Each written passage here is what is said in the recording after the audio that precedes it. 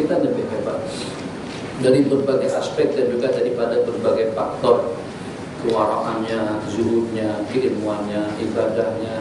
Amsal Imam An-Nawawi dikatakan kalau seandainya dengan beliau itu hidup di zaman salafun saleh pada abad pertama, kedua dan ketiga, layaknya hidup beliau itu seperti layaknya dengan beliau itu sebagai sahabat saja. Jadi layaknya dengan Imam Nawawi itu sebagai salah satu daripada sahabat atau salah satu daripada ulama yang hidup pada 3 generasi pertama, 3 abad yang pertama. Tapi Allah takdir Imam Nawawi lahir pada tahun 631 dan meninggal pada tahun 676. Jadi pada abad yang ke-6, pada abad yang ke-7. Sepatutnya kalau dengan kewaraan beliau, keilmuan beliau, ketabahan beliau, keikhlasan beliau dan kesulitan beliau layak bersama kumpulan ulama salafun saleh, begitu dikatakan. Jadi insya Allah dengan kita menaruh keyakinan, pengamatan dan penelitian daripada Imam Nawawi yang Allah berikan anugerah karamah kepada usia beliau yang walaupun usia beliau hanya dalam 45 tahun saja, tapi buku-buku kitab-kitab yang dikarang oleh beliau, Masya Allah, tabarakallah, atsara biha ar-rukuban, tersebar luas pada saat beliau masih hidup. Itu yang pertama. Kemudian yang kedua, dengan ilmu daripada Imam Nawawi telah mendapatkan sambutan dan perhatian daripada semua lapisan ulama. Jadi tidak beda antara salafi, talafi, wahabi, kaum tua atau sesiapa saja, semuanya cukup hormat dan ta'zim kepada keilmuan Imam An-Nawawi rahimahullah ta'ala. Jadi kita nak tahu dan juga nak mendengar fatwa Imam Nawawi tentang amalan zikir, tasbih, tahmid, takbir yang kita baca beramai-ramai, kemudian pahalanya kita sedekahkan kepada si mati. Apakah sampai atau tidak? Hal yasilu ilal mayyiti sawabu ma yutasaddaqu bihi anhu, pahala sesuatu kita sedekahkan untuk si mati, atau doa atau seumpama qiraatul Quran. Bagaimana dengan jawaban beliau? Qala al-jawabu yasiluhu sawabud doa. Walladzina ja'u min ba'dihim yaquluna rabbana ighfir lana wa li ikhwanina alladhina sabaquna bil iman walladzina ja'u min ba'dihim, dan juga dengan kumpulan yang datang setelah mereka. Maksudnya setelah generasi kita yang dahulu.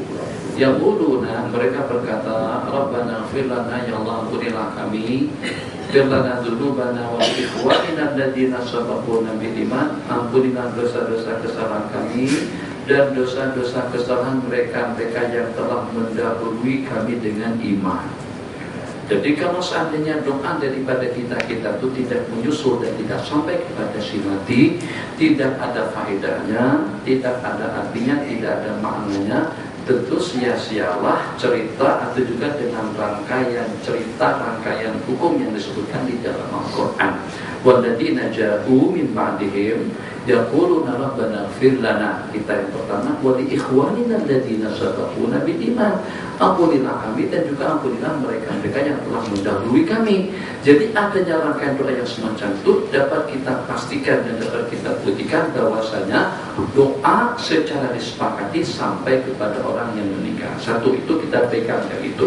Jadi tidak ada khilaf tentang doa, tidak ada perbedaan pendapat tentang doa. Doa kita sampai kepada si mati di mana saja mereka berada.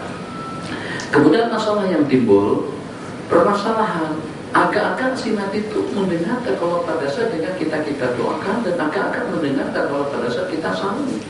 Sedangkan tingkat kaca, tingkat cermin kereta itu tidak kita turunkan, masih tertutup lagi, tertutup rata. Kita menoleh ke samping, assalamualaikum ya la ilaha illallah Muhammadur Rasulullah, itu diantara daripada lantunan salam yang sepatutnya kita ucapkan pada saat dengan kita lewat di kawasan kubur. Jangan tidak ditengok. Mereka juga pernah punya kereta, mereka juga pernah sebagaimana kita, mereka juga mungkin lebih hebat daripada kita, tapi Allah takdirkan mereka telah mendahului kita, yang pada suatu ketika nanti kita juga akan terpampung dikuburkan di samping situ. Jadi sebagaimana kita ingin diziarahi, kita ingin ada orang mengucapkan salam, berikan salam kepada mereka, karena itu adalah sebagai peluang atau juga dengan habuan yang boleh kita berikan kepada mereka. Jadi mungkinkah kira-kira dengan mereka tahu Nabi kita bersabda, pada saat kita mengucapkan salam kepada si Nabi, maka si Nabi itu akan mendengar dan menyahutnya dan mengetahui salam itu daripada sesiapa. Kalau pada saat kita kunjungi, maka tutup. Tuh dah, ternyata datang ke sana. Dah, hadapkan.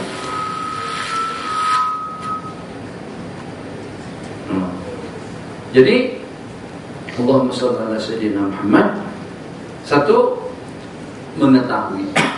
Yang kedua, menyahut. Yang ketiga dengan lafaz Assalamualaikum, salam sejahtera untuk kalian, dara qaumin mukminin. Assalamualaikum, handphone dimatikan. Ada bunyi handphone. Assalamualaikum dara qaumin mukminin. Salam tadi itu kalau secara kegunaannya itu hanya diucapkan kepada orang yang hidup. Kok bukan assalamualaikum. Kalau mati, hem. Kalau tidak mendengar, hem. Allahumma firlahu, Allahumma arhamhu. Ini salam pada masa kita mengunjungi orang mati. Assalamualaikum. Kap khitab itu menunjukkan bahwasanya mereka mengetahui dan juga menyahut. Jadi kalau pertanyaannya semacam tadi, itu jadi problem memang mungkin susah dijawab kalau di zaman Imam Nawawi atau kira-kira 10 abad berikutnya, tapi tidak masalah lagi kalau di zaman kita sekarang. Handphone kita dalam bilik yang tertutup, kita boleh mengirim SMS kepada siapa saja, tidak boleh keluar daripada bilik tidur kita. Itu kecanggihan teknologi sekarang. Ya dengan kita dengan SMS, dengan Facebook, dan juga chatting dengan sesiapa saja berada di luar tempat, bahkan di luar kota, bahkan di luar negara. Kita boleh berhubungan, kita boleh bersimbang dengan seseorang yang sedang berada di Mekah, yang sedang berada di Amerika. Padahal dengan kita tempat yang tertutup. Takkan teknologinya Allah Jalla wa'ala tidak boleh menyampaikan ucapan salam daripada kita seketika kita sedang memandu kereta, mata pandangan kita ke arah jalan, kita ucapkan Assalamualaikum la ilaha illallah, Assalamualaikum dara qaumin mukminin. Sebagaimana dengan SMS boleh masuk dan boleh sampai dan diterima oleh orang yang menerima, salam kita pun insya Allah akan sampai seperti itu juga kepada penghuni-penghuni kubur yang mendapatkan lantunan salam daripada kita. Imam Nawawi mengatakan, jadi Asrika yang punya pendapat, Salafi yang punya pendapat, Talabi tak kisah. Saya secara pribadi lebih meyakini keilmuan Imam Nawawi, al-alim, ar-rabbani, al-faqih, as-somadani. Dikatakan dengan beliau termasuk daripada muharirul madhab dalam madhab kita, ulama yang berkemampuan dan mengkombinasikan antara dua bidang ilmu, fikih dengan hadis, dengan taklif dan juga dengan ilal hadis. Kalau Imam Nawawi mengatakan sahih, itu ternyata ada timbangannya, ada sukatan dan hitungannya, itu akan dipertimbangkan oleh para ulama. Jadi bukan hanya setakat sahih seperti itu saja. Albani masih jauh di bawah, ulama-ulama yang berikutnya masih jauh di bawah kalau nak dibandingkan dengan keilmuan al-Imam Nawawi. Kalau berbicara tentang al-qutbiyah, boleh dikatakan sebagai wali kutub. Kalau dibicarakan tentang al-ahbab wal auliya was salihin, beliau adalah merupakan min kibaris salihin, ulama yang paling muara, yang dikatakan tidak pernah memakan buah apel Damesh pada saat itu. Pada saat ditanyakan kenapa dulu. Jadi kata Imam Nawawi, sebab di Syria, di Syam itu banyak harta wakaf. Banyak harta wakaf, satu daripada 1000. Takkan dengan kita terambil yang satu. Ini ada 1000 yang halal, satu saja yang halal, takkan yang satu yang terambil. Tapi waranya Imam Nawawi seperti waranya Imam Abu Hanifah dan Nu'man. Dikatakan pada saat di Kufah, penduduk Kufah ada ratusan ribu, banyak. Ada orang kehilangan kambing. Ternyata beliau tanyakan, kambing itu boleh hidup, boleh bertahan hidup dalam jangka berapa lama? Ada yang mengatakan kambing boleh hidup sampai 7 tahun. Selama 7 tahun beliau tidak pernah makan daging kambing. Kenapa? Takut kalau termakan dengan kambing curian tadi itu. Itu waraknya Imam Abu Hanifah. Orangnya Imam Nawawi tidak menerima gaji daripada madrasah Ar-Rawahiyah. Zuhurnya Imam Nawawi, Masya Allah tabarakallah, dalam bulan Ramadan bahkan di sepanjang tahun makan hanya pada waktu sahur saja, minum sekali saja. Pernah selama 2 tahun tidak pernah tidur. Tidak pernah tidur. Kita tiap hari tidur, subuh tidur, ngajian tidur, malam tidur, tak cukup tidur. Mengenai 2 tahun dikatakan tidak pernah tidur. Jadi banyak hal-hal yang memang tak ada tandingannya lah dengan beliau. Beliau yang mengatakan bil ijma, ini besar maknanya. Kalau Imam Nawawi mengatakan bil ijma, berarti ini bukan sembarangan. Ini ikut penelitian dan pengamatan daripada beliau. Coba, yang bergelar sebagai Syekhul Islam Al-Imam Tajuddin As-Subki rahimahullah ta'ala, pada saat sampai ke Dimashq, Imam Subki Mesir, Imam Nawawi Syria, Dimashq. Jadi banyak cerita. Di antara daripada cerita yang menarik tentang Imam Subki, pada saat Imam Subki sedang atas tunggangan, terus berjumpa dengan seorang laki-laki tua. Assalamualaikum. Waalaikumsalam warahmatullahi wabarakatuh. Jadi saat ketika jumpa dengan laki-laki tua tadi itu, maka dengan beliau diberitahukan bahwasanya laki-laki tua tadi itu pernah berjumpa atau pernah tengok Imam Nawawi. Imam Subki langsung terus seketika itu juga dan memerintahkan laki-laki tua tadi itu untuk mengambil alih tempat beliau dan mengendai kuda yang dikendai oleh Imam Tajuddin As-Subki. Apakah Imam Subki tak layak dengan mata seorang tua yang pernah tengok Imam Nawawi berada di bawah kaki itu? Hormat takdirnya kepada Imam Nawawi. Sampai ke sana ternyata Imam Nawawi sudah dikatakan meninggal dunia.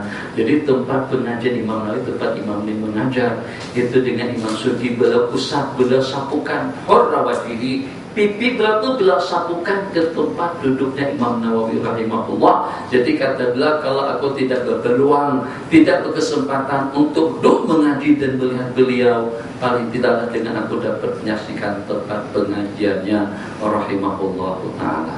Imam Subki setelah Imam Nawawi meninggal dunia dengan menulis kitab Al-Majmu' sampai kepada juz 9, alhamdulillah kitab Al-Majmu' itu saya baca mengaji daripada awal sampai habis, sampai kepada juz yang ke-12 kalau tidak salah dengan Syekh Ismail Zain Al-Jabari. Jadi 9 juz yang pertama syarahan daripada Imam Nawawi, daripada juz yang ke-10 sampai pada juz yang ke-12 syarahan dari Imam Tajuddin As-Subki. Sebutan kitab yang dimiliki oleh Imam Tajuddin As-Subki tetap saja mengakui syarahanku tidak seindah yang ditulis oleh Imam Nawawi. Imam Nawawi semuanya di sini, tak perlu kita semuanya di kepala. Ini ada hadis di sini, ada iPad, ada apalah, semuanya lengkap dengan semuanya di kepala beliau. Sehebat Imam Tajuddin As-Subki seperti itu lagi, masih seperti itu pengakuan daripada beliau. Imam Nawawi mengatakan sampai pahala doa, pahala sedekah bil ijma', sementara kalau dengan Al-Quran faqala Ahmadu wa ba'du ashabi Syafi'i yasil, sementara Imam Syafi'i dan kebanyakan daripada ulama Syafi'i yang mengatakan la yasil. Jadi di sini kita harus membeda-bedakan antara pendapat Imam Syafi'i dengan ulama Syafi'iyah. Pendapat ulama Syafi'iyah setelah Imam Nawawi semuanya menyokong kepada pendapat yang dikatakan al-qillah, menyokong kepada pendapat yang mengatakan dengan Al-Quran itu juga sampai pahalanya kepada si mati.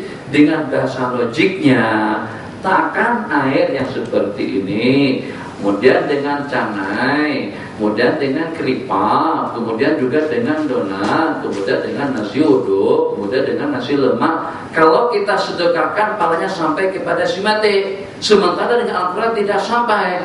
Kira-kira bagaimana dengan kita membanding-bandingkannya antara Al-Quran dengan roti canai? Takkan canai palanya sampai, sedangkan dengan Al-Quran tidak sampai. Dari kapan canai lebih mulia daripada Al-Quran? Itu dengan bahasa logiknya seperti itu.